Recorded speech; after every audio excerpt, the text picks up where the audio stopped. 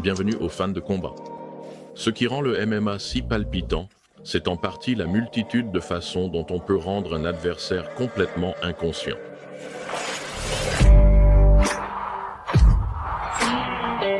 Que ce soit par le claquement d'un coup de pied retourné, tu veux tenter ta chance si tu restes assis.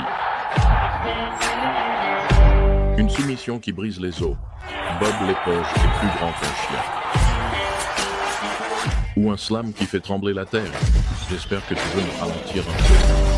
Aujourd'hui, nous allons examiner les combattants qui incarnent le mieux ce que signifie être le meilleur parmi les meilleurs dans leurs disciplines respectives.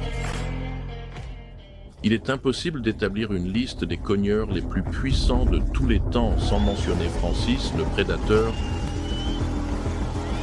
et Gomer. Cogneur terrifiant. Francis Ngannou détient le record du monde du coup de poing le plus puissant. Son coup de poing équivalait à 96 chevaux, ce qui revient à se faire percuter par une Ford Escort lancée à pleine vitesse. Et c'est plus puissant qu'une masse de 12 livres frappée de toutes ses forces depuis au-dessus de la tête.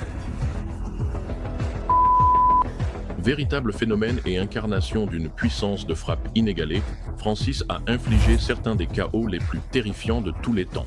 Attrape-le, mec. Saute avec, je l'ai eu. Non, le ring s'effondre.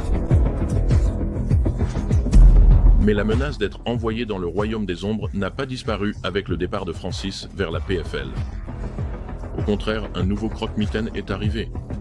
Sergei Pavlovitch, c'est le Fedor russe. Enfin, je veux dire, plutôt le Francis russe. Il arrive toutes armes dehors sur ses adversaires, exactement comme le faisait Francis. Détenant le taux moyen de knockdowns le plus élevé de tout l'UFC, Pavlovitch a accumulé 7 KO au premier round contre Tai Tuivasa.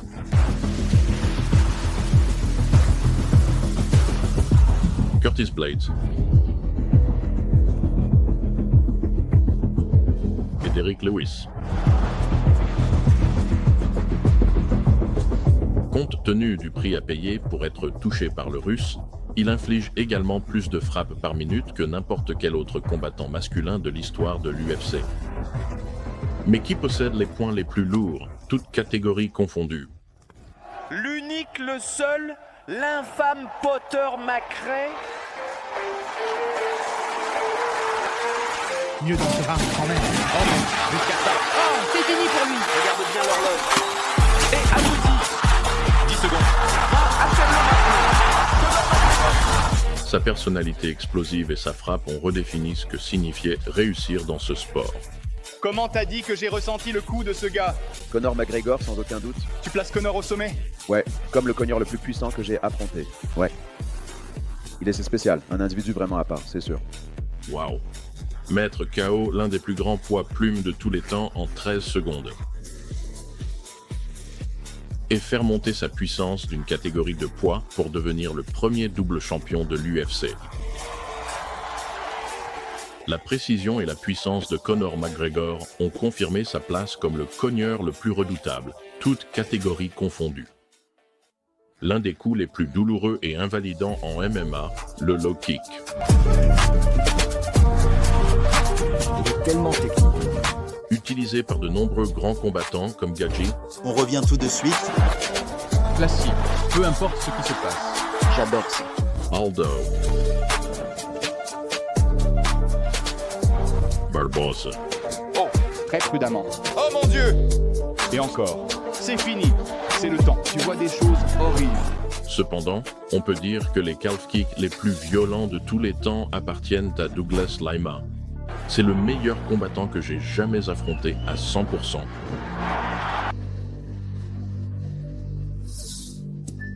Bien que les low kicks laissent sans aucun doute les adversaires en souffrance, rien en MMA n'est plus visuellement choquant qu'un high kick, KO.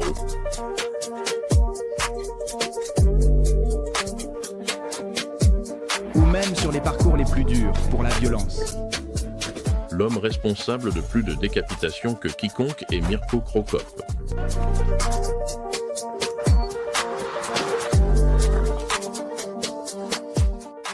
Le kicker le plus complet que nous ayons vu fouler la cage est cependant sans aucun doute Edson Barboza Jr., La cage s'ouvre maintenant. Oh, et un énorme coup presque immédiatement renvoyé au corps. Responsable de certains des moments les plus excitants et dynamiques de l'histoire du MMA. Des combattants acrobatiques comme Raymond Daniels nous ont offert de véritables spectacles.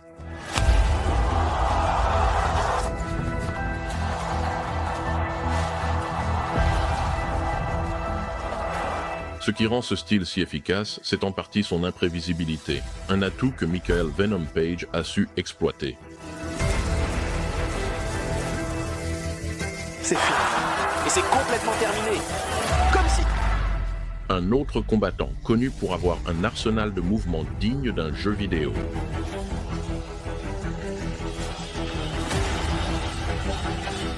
Repoussant les limites de ce qu'il est possible de réaliser dans un combat.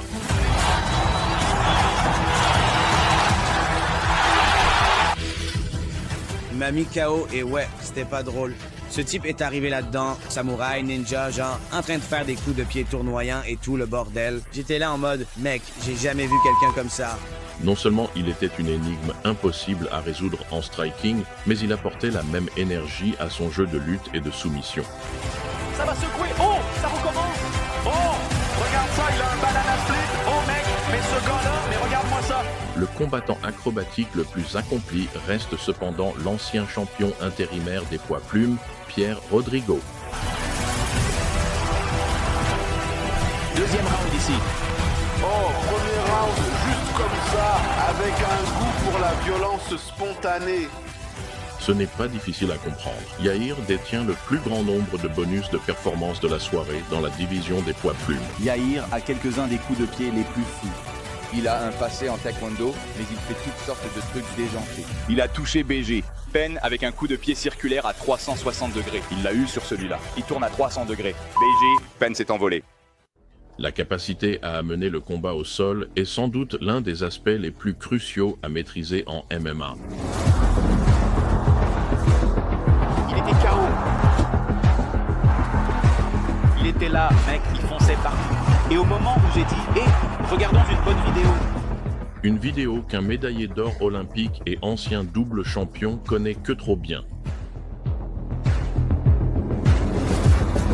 Bruce a placé quelques beaux contres, mais voilà Cejudo qui utilise ce takedown. Bien qu'il n'ait aucune formation officielle dans ce sport, certaines des performances de lutte les plus dominantes jamais vues en MMA appartiennent à George Russian Saint. Pierre. Souviens-toi de cette force. Et une autre chose dont je me souviens à propos de George, c'est qu'il ne s'arrêtait jamais de pratiquer une technique tant qu'elle n'était pas parfaite. Champion du monde dans 2 catégories de poids, qui détient encore le record de la meilleure précision en takedown et du plus grand nombre de takedowns réussis de l'histoire, Russian a été un pionnier dans la gamification du takedown en les intégrant parfaitement à son striking pour gagner des rounds et des ceintures. Je pense qu'il a été le premier combattant à devenir vraiment complet. Il peut frapper, il peut lutter, il peut t'amener au sol, il peut te maintenir là, il peut te dominer avec du ground and pound. Il était capable, il pouvait faire comme beaucoup de soumissions. À mon avis, à cette époque, il était comme le premier dans l'UFC. Durant son époque dans le sport, personne n'a démontré une telle domination au sol que l'Aigle.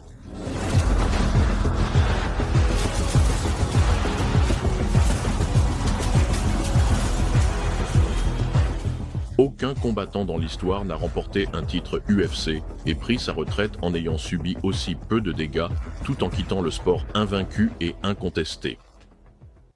Depuis le tout premier tournoi de l'UFC en MMA, le vainqueur Royce Garcia a montré au monde des sports de combat. Le jiu-jitsu brésilien résonnera dans l'octogone pendant des décennies. Avantage médiatique et réel. Attends, ça peut t'élever comme... Là. Magnifique. Ouais. Essayez soudainement. Alors je dois absolument dire ça. Des frissons devant la caméra.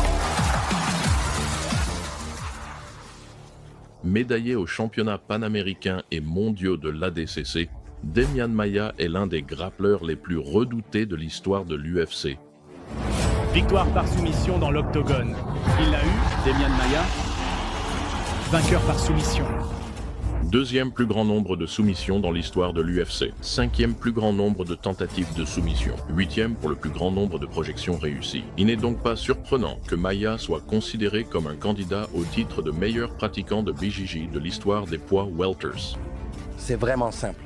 Ce n'est pas comme s'il variait son jeu. Exactement. Il suit le même schéma encore et encore. Et une autre chose à propos de Demian Maia, c'est que quand il prend le dos, beaucoup de combattants prennent le dos en MMA. Mais lui, il est au niveau de Marcelo Garcia, mais quand il prend ton dos, il sait comment verrouiller et il sait comment conclure.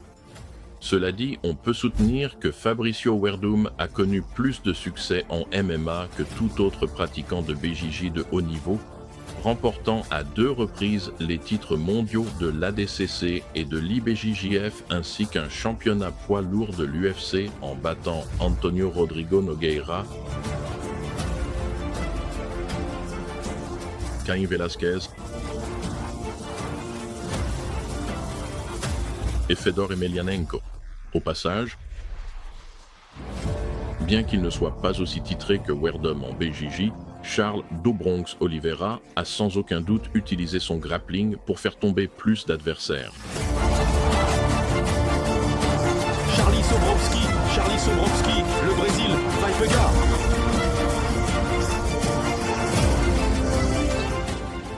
Aucun autre combattant dans l'histoire n'a soumis plus d'adversaires que Charles Oliveira, étranglant ceux qui se dressaient sur son chemin jusqu'à décrocher un titre UFC. Tout le monde nous a dit qu'il allait craquer. Charles Oliveira. Ils vont lui rappeler ces moments où il a abandonné, où il a baissé les bras.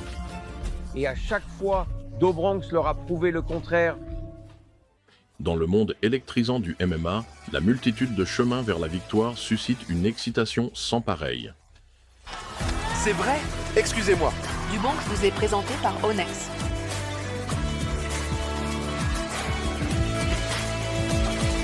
Voilà.